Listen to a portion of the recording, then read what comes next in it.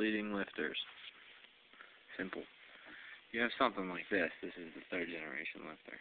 See how big that hole is? You could use a fucking drill bit if you wanted to. However, I don't really like to put the pressure on my fingers, because after bleeding 16 of them, well, shit starts to hurt. So, what you do here is, you get a piece of baling wire, because it's strong even after it gets bent. It doesn't break off as fast as something that's normally not used to being curled up and bent. What you're going to do is roll up the bottom a little bit so it stands. See? Common sense. And the pressure that you apply on the lifter is going to go on the table and not your finger. Now you're going to run this sucker down right on top of it. Okay? And what you're going to do is you need to make sure this is fairly straight, because if you don't, it won't hit the little release valve in the center of it. So you're going to run it down until it hits. Okay? See?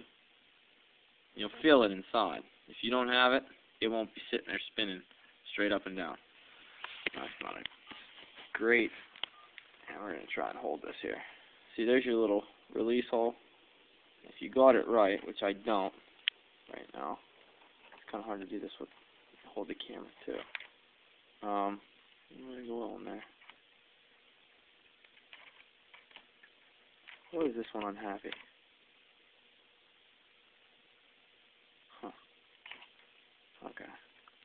See? When you hit it right, that'll compress. Now these have been sitting for quite some time, so they're cold. See how it comes out the head on these ones? On a normal lifter, it's going to come out that side hole that you see me pumping. This is what I do. I go real fast, and then just see how it works it out. You can see it spitting out on my finger. See? Well, these ones have already been bled. A heavy, full lifter will actually spit a big puddle of oil. You wouldn't believe what these little suckers will hold. Okay, now, you can see, the car that these came on in, I think 2050, this is some thick shit. See, what you want to be able to make sure you can do is compress this by hand. If you can't do this, you are going to bend a valve. This is why we bleed lifters. Now, all these ones in here have been bled and replaced with the 3rd generation lifters, which I so conveniently stole off my buddy.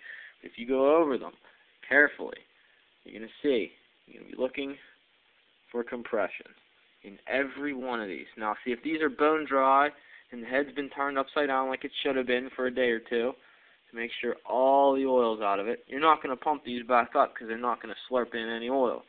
I put a little thin ring of PV blaster in the holes just in case. It helps thin out any thick oil that I might get in there too. It'll block stuff and help them trap air and pump up that way either.